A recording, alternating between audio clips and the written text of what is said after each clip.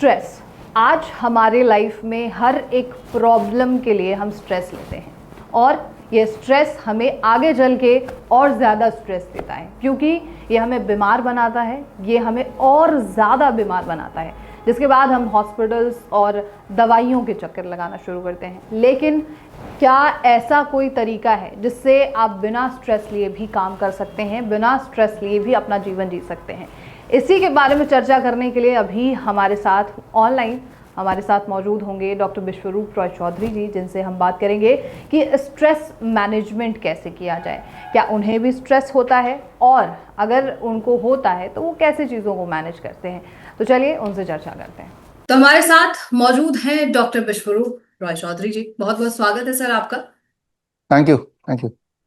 और जिस तरीके से हमारा जो आज का मुद्दा है, आज का जो विषय है वो स्ट्रेस को लेकर है, तो आपसे सवाल यही होगा कि क्या आपको भी स्ट्रेस होता है? देखिए, स्ट्रेस का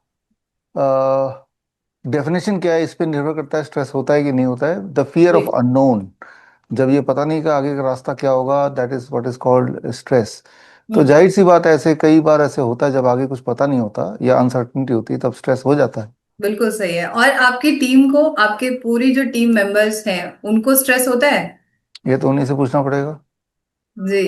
तो हम्म। स्ट्रेस मैनेज कैसे किया जाएगा सर? आज देश में इतनी बड़ी और इतना कॉमन प्रॉब्लम है ये, महिलाओं में कपड़ा क्या पहनना है उसको लेकर के, और ऑफिस में घंटों तक बैठने का, काम का स्ट्रेस, खाना खाने का स्ट्रेस, आजकल दुनिया में हर चीज का स्ट्रेस है।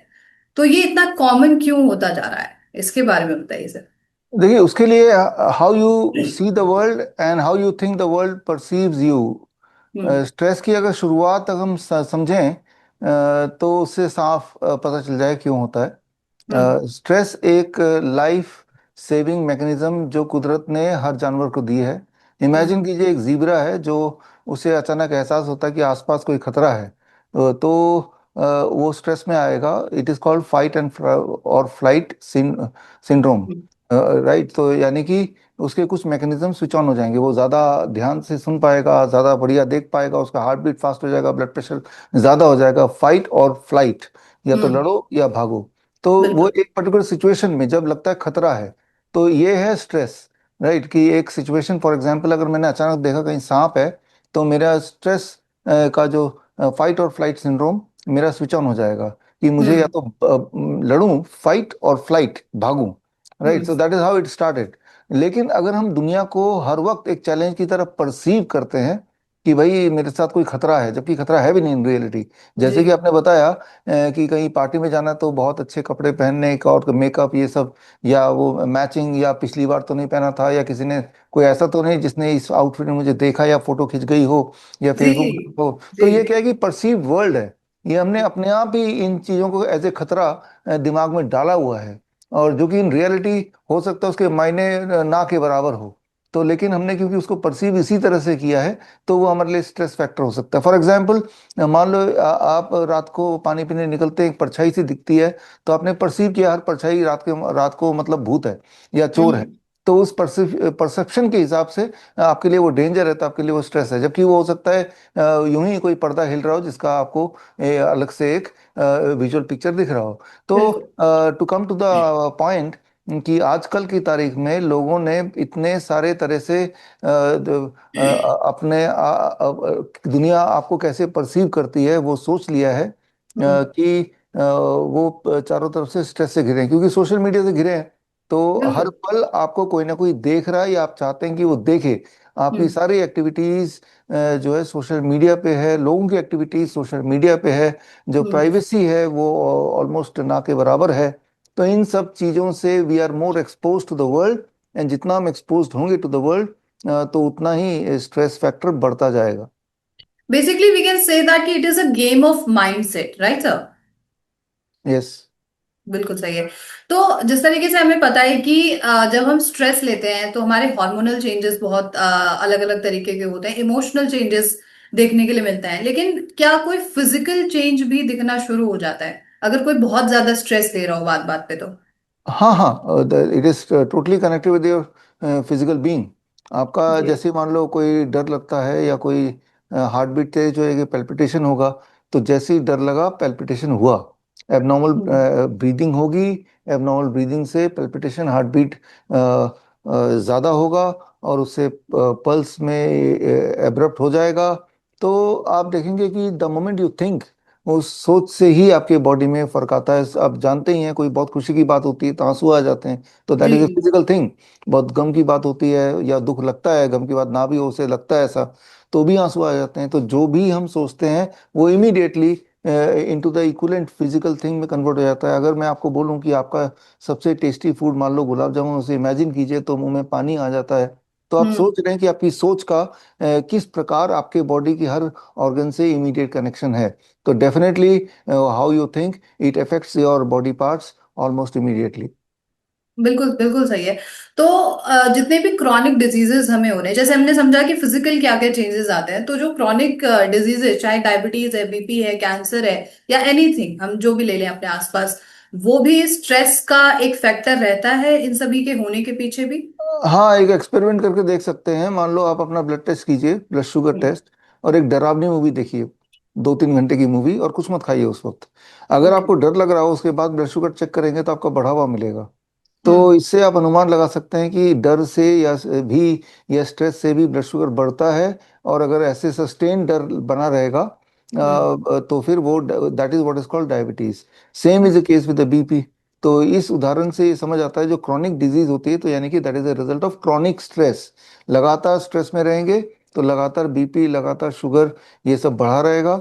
आपकी बॉडी की मेटाबॉलिज्म कम रहेगी, तो आपके बॉडी में जो भी आप खा रहे हैं वो डिपॉजिट ज़्यादा रहेगा, तो आपका वेट भी बढ़ता रहेगा।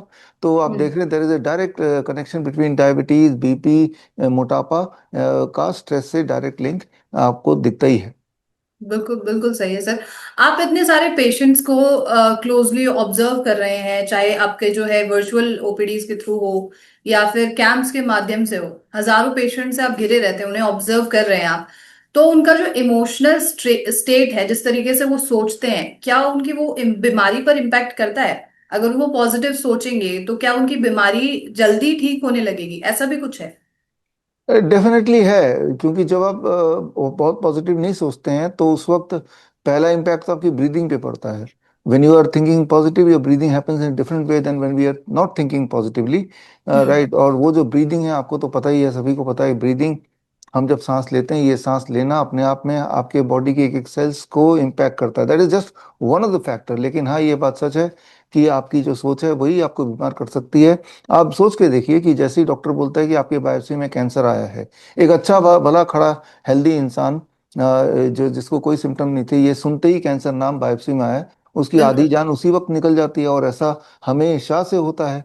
तो इससे आपको क्लियरली समझ आता है कि आपका negative thought can make you ill, और अगर नेगेटिव थॉट सस्टेन रहेगा तो इट कैन कीप यू इल।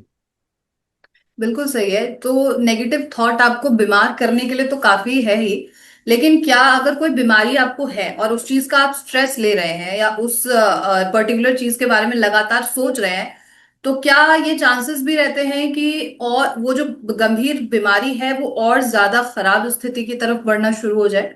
बढ़ती है। एंड ऑफ लाइफ में ऐसे ही होता है, जो लोग सोच ही लेते हैं कि भाई अभी अब हम और नहीं जी पाएंगे, तो नेचुरली उनके एक्शंस भी वैसे ही होते हैं। फिर वो अपना ध्यान भी कम रखते हैं, जो चीज़ ज़रूरी है उनके लिए, सनलाइट या अच्छा खाना, वो भी नहीं करते हैं। वो अपने आप में विड्रॉल सिम्टम में चले जाते हैं। एज ए रिजल्ट उनका बीमारी और भयंकर रूप से बढ़ जाती है, and the death becomes painful. तो डेफिनेटली आपकी थॉट जो है वो डिसाइड करती है कि आगे आपके लाइफ में क्या होने वाला है। क्या आप और डिटेरियोरेट होंगे, या इस बार इस हालात से आप उबर पाएंगे। बिल्कुल सही है सर। इस साक्षात्कार में हमने फियर, गिल्ट जैसे जो इमोशंस हैं उनको सुना है। अभी जैसे आपने बताया कि कैसे लोग डरते हैं, किस तरीके से परसेप्शन रहता है, उनका माइंडसेट रहता है। तो अगर इस तरीके का माइंडसेट बना रहे, नेगेटिव माइंडसेट बना रहे, और जो मेडिसिन ले रहे हैं वो, या जो भी इलाज ले रहे हैं, क्या उनका जो इम्पैक्ट है वो स्लो हो सकता है अगर नेगेटिविटी लगातार बनी रहती है तो? नेगेटिविटी लगातार बनी रहेगी तो वो, it is like a geometric progression. Mathematics में एक सब्जेक्ट है ज्योमेट्रिक प्रोग्रेशन, मतलब it will multiply, the problem will multiply. उसके उनके सिम्टम्स और ज़्यादा भयंकर होते जाएंगे, कई सारे और बीमारियां साथ में जुड़ जाएंगी। और ये सारी चीज़ें तो होता ही है, हमने देखा ही है। So hmm. Definitely yes, it will multiply. बिल्कुल सही है। तो इसे कंट्रोल कैसे किया जाएगा? आपने जैसे बताया आपको भी स्ट्रेस होता है, आपकी टीम को भी स्ट्रेस होता है, बाकी के लोगों को भी बहुत ज्यादा स्ट्रेस है। तो is there any practical thing जिससे कि स्ट्रेस को, एंजाइटी को, फियर को, गिल्ट को कंट्रोल किया जा सके? देखिए, पहले तो ये समझना पड़ेगा स्ट्रेस के कई सारे प्रकार हैं। एक तो है कि मेंटल थॉट्स, जी। आपकी जो सोच है वो सोच डायरेक्टली इम्पैक्ट कर रही है। तो मेंटल थॉट्स को काउंटर करने के लिए अच्छी अच्छी किताबें आती हैं। One book I can suggest you, that is called how to stop worrying and start living. आज से करीब 70-80 साल पहले डेल कार्ने नाम के एक ऑथर ने लिखी थी, बेस्ट सेलर आज भी। ये किताब जब पढ़ेंगे आप किसी भी हम्म। पन्ने को उठा के, तो you will be able to relate with your life, you will be able to relate with your problem, and then you will be more, you will feel better. तो पहले तो ये कि मेंटल थॉट को पॉजिटिव बनाने के लिए आपको पॉजिटिव लोगों की जरूरत है आपके आसपास। अगर पॉजिटिव लोग हैं या नहीं है आपके कंट्रोल में नहीं है, हम्म। एटलीस्ट ये वाली बुक जो मैंने बताई, how to stop worrying and start living, ये बुक आप पढ़ सकते हैं। जरूरी नहीं कि एक बार में पढ़ डालो, हर दिन आप कोई एक पेज भी पढ़ेंगे तो उसमें डेफिनेटली पॉजिटिविटी आएगी। जिन्होंने पढ़ी है वो, उनको भी दोबारा पढ़ना चाहिए जब भी हम्म। ये स्ट्रेसफुल सिचुएशन आएगा, क्योंकि जब स्ट्रेस आता है तो हम वो सारे जो उसमें लिखी बातें को अक्सर भूल जाते हैं। बिल्कुल। तो ये that is one one part of it.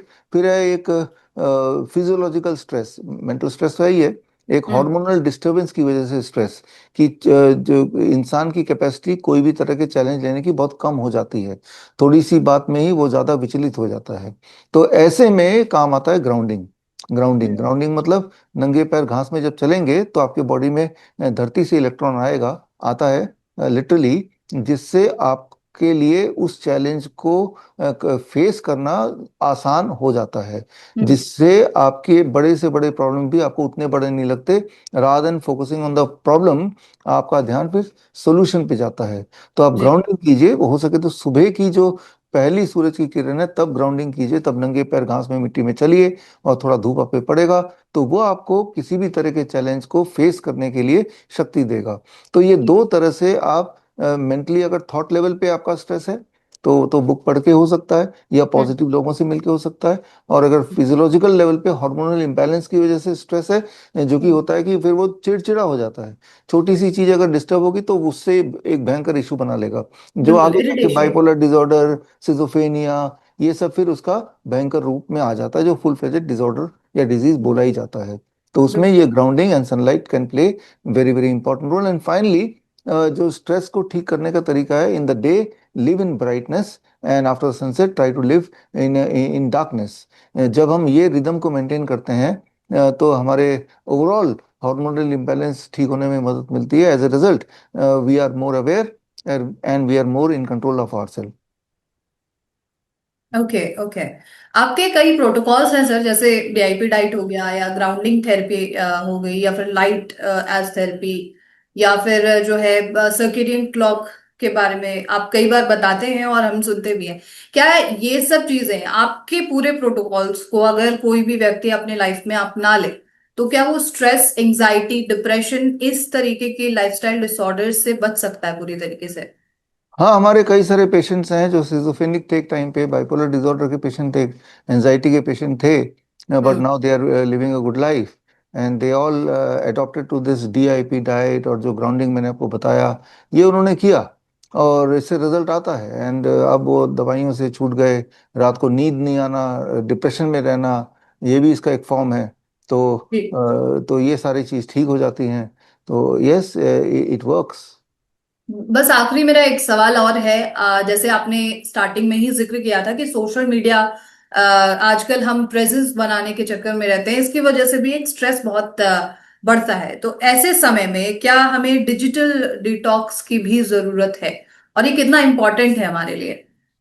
देखिए, कोई भी चीज़ ज़्यादा अगर है हमारी लाइफ में, ज़रूरत से ज़्यादा, तो उसका नेगेटिव इम्पैक्ट पड़ता है। कोई भी चीज़। तो हमें सिर्फ इतना करना चाहिए कि जो भी आपको डिजिटली एंगेजमेंट करना है, जैसे हम ये वीडियो भी चल रहा है, ये इंटरव्यू भी चल रहा है, ये भी डिजिटली हो रहा है। जी। तो ये सारा कुछ आप, ये सारा अपनी एक्टिविटी कोशिश करें कि you should do it before sunset. सूर्य से पहले आपको फेसबुक देखना है, यूट्यूब देखना है, आपको किस तरह के इंटरव्यूज देखने हैं, ऑनलाइन देखना है, टीवी देखना है। स्क्रीन टाइम जो है वो सनसेट तक ही लिमिट करें, और सनसेट के बाद अवॉइड द स्क्रीन टाइम। और ओके। इस तरह से भी करेंगे तो ये भी एक तरह का डिजिटल डिटॉक्स ही होगा। एक तो तरीका ये है कि हम कुछ देखे ही ना कुछ दिनों के लिए, अपना टीवी वगैरह और मोबाइल वगैरह एक लॉक में, एक ताले से बंद कर दें। लेकिन अल्टीमेटली तो इस तरह से हमारी दुनिया कनेक्टेड हो गई है कि इसके बिना आप नहीं आइसोलेशन चलेगी, में आ बिल्कुल। जाएंगे। तो ऐसे में एक नियम जरूर बना सकते हैं, जितना हो सके your involvement with the mobile screen और टेलीविजन स्क्रीन और laptop screen should be limited up to sunset.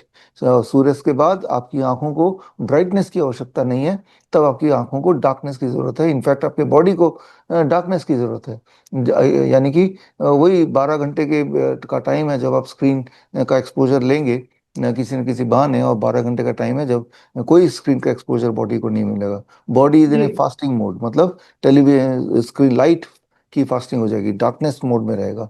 तो ऐसा भी करेंगे तो that will also help, and that can be called as a digital detox. बिल्कुल सही है सर, बहुत बहुत शुक्रिया आपका। और आपका कोई मैसेज होगा हमारे तमाम व्यूअर्स के लिए और आपके फैंस के लिए? मैसेज तो बड़ा सिंपल है जी। कि लाइफ में अक्सर बड़ी बड़ी दिखने वाली प्रॉब्लम का आसान सा सलूशन ही होता है। तो सिर्फ इतना याद रखिए, आज हम बात कर रहे हैं स्ट्रेस के लिए। तो जब भी कभी आपके दिमाग में स्ट्रेस हो तो हम्म। अपने आप से सवाल पूछिए। सवाल कुछ इस तरह से हो सकता है, do you have a problem? The answer is no, then why worry? सवाल ऐसे Right. हो सकता है अगला, do you have a problem? The answer can be yes. फिर सवाल आएगा,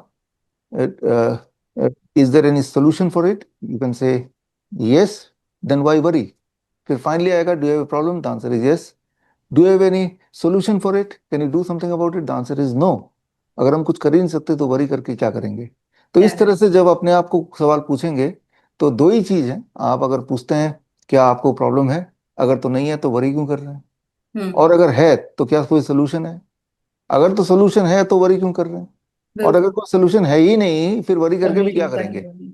तो at the end of the day you have to realize that जो वरी है hmm. That will not lead to any constructive thing. अपने past को याद कीजिए, बचपन से अभी तक न जाने कब कब हमने वरी किया, आज सोचते हैं अरे इतने तुच्छ चीज के लिए मैं इतना परेशान हो गया था। तो जी। वो आपको याद दिलाएगी कि अभी भी जिस चीज के लिए वरी कर रहे हैं हो सकता है ये भी एक तुच्छ चीज हो, और मैं यूं ही वरी कर रहा हूँ, ये भी टाइम निकल जाएगा। तो इस तरह से जब अपने आप को इंट्रोस्पेक्ट करेंगे तो मुझे लगता है कि आपके अंदर से ही बहुत सारे जवाब जवाब आएंगे। तो याद रखिए मेरा मैसेज कि आपके पास ही सोल्यूशन है, उसके लिए इधर उधर देखने की जरूरत नहीं, यू टू सी इनसाइड। बिल्कुल सही है सर, बहुत बहुत शुक्रिया आपका फॉर दिस इंफॉर्मेशन। और थैंक यू। काफी दिनों के बाद जो है आपने एक गंभीर मुद्दे को लेकर चर्चा की है, स्ट्रेस को लेकर। Thank you so much sir. Thank you. Thank you. तो आप सभी तमाम दर्शकों से भी यही अपील है कि स्ट्रेस कम लीजिए, क्योंकि हम बीमारियों की तरफ बहुत तेजी से बढ़ रहे हैं। और ऐसे में हमें जरूरत है अपना ख्याल रखने की, अपने परिवार वालों के ख्याल रखने की। और डॉक्टर बीआरसी सर के प्रोटोकॉल को अगर आप लंबे समय से फॉलो कर रहे हैं तो उनका क्या इम्पैक्ट है वो हमें जरूर बताइए। और ऐसे तमाम खबरों के लिए आप नेशनल खबर के साथ जुड़े रहिए।